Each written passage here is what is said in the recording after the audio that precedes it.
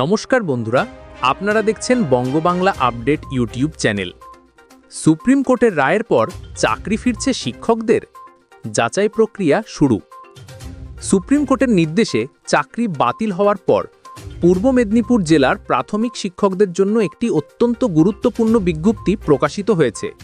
জেলা প্রাথমিক বিদ্যালয় সংসদ ডিপিএসসি এই বিজ্ঞপ্তিটি জারি করেছে, যেখানে শিক্ষকদের আগের চাকরিতে ফেরার জন্য নথি যাচাইয়ের অর্থাৎ ডকুমেন্ট ভেরিফিকেশনের প্রক্রিয়া শুরু করার কথা বলা হয়েছে। এই প্রক্রিয়াটি মূলত সেই সমস্ত শিক্ষকদের জন্য যারা আনটেইন্টেড বিভাগে ছিলেন এবং যাদের চাকরি সুপ্রিম কোর্ট অবৈধ বলে রায় দেয়নি। সুপ্রিম কোর্ট গত 3 এপ্রিল 2025-এ একটি ঐতিহাসিক রায় দেয়, যার ফলে প্রায় 26,000 স্কুল সার্ভিস কমিশনের চাকরি বাতিল হয়ে যায়। এরপর পশ্চিমবঙ্গ সরকার জারি করা একটি মেমোর ভিত্তিতে পূর্ব মেদিনীপুর ডিপিএসসি এই নতুন পদক্ষেপ নিয়েছে। এই বিজ্ঞপ্তিটি সেই সমস্ত শিক্ষকদের জন্য যারা অবৈধ উপায়ে চাকরি পাননি। যাচাই প্রক্রিয়া কাদের জন্য? এই যাচাই প্রক্রিয়াটি সেই সমস্ত সহকারী শিক্ষকদের জন্য যারা 31 ডিসেম্বর 2025 পর্যন্ত চাকরিতে আছেন এবং পূর্ব মেদিনীপুর ডিপিএসসির অধীনে বিভিন্ন প্রাথমিক বিদ্যালয়ে কর্মরত ছিলেন। বিজ্ঞপ্তিতে বলা হয়েছে যে এই শিক্ষকদের তাদের পুরনো পদে ফিরে যাওয়ার জন্য সমস্ত প্রয়োজনীয় নথি যাচাই করা হবে। কবে এবং কোথায় হবে যাচাই?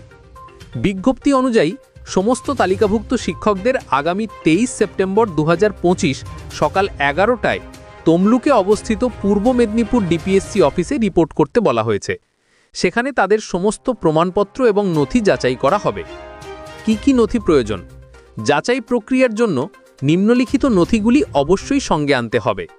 প্রাথমিক এবং মাধ্যমিক উভয় বিদ্যালয়ের নিয়োগপত্র, প্রাথমিক এবং মাধ্যমিক উভয় বিদ্যালয়ের যোগদানপত্র, মাধ্যমিক শিক্ষক হিসাবে নিয়োগের অনুমোদনপত্র, বেতনের জন্য ব্যাংকের বিবরণ, সমস্ত শিক্ষাগত যোগ্যতার প্রমাণপত্র, আধার কার্ড এবং প্যান কার্ড।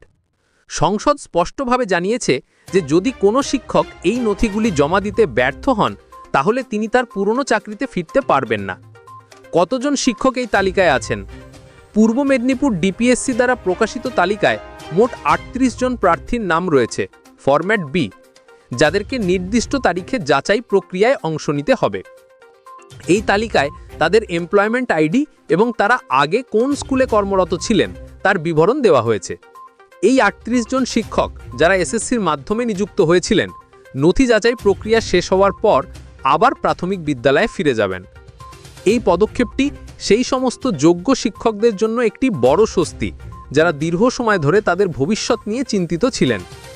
এখন দেখার বিষয় এই যাচাই প্রক্রিয়া কতটা মসৃণভাবে সম্পন্ন হয় এবং কত তাড়াতাড়ি এই শিক্ষকরা তাদের পুরনো কর্মস্থলে ফিরে যেতে পারেন। এই বিষয়ে আপনার কি মতামত? কমেন্ট করে জানান।